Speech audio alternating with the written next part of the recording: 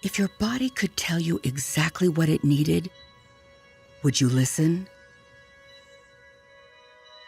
There are 650 named skeletal muscles in the human body, 206 bones, 78 organs, close to 100,000 miles of blood vessels.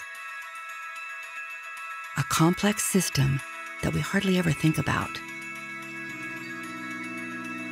But what if we did think about it? Everybody wants to be healthy, whether you're in great shape or just trying to get there. Everyday life, along with stress and toxins, keeps our bodies chronically inflamed. And doctors tell us that many degenerative diseases are triggered by chronic inflammation.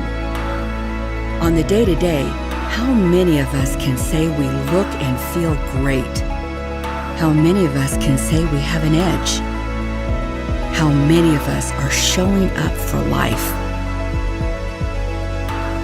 So, if your body could tell you exactly what it needed, would you listen?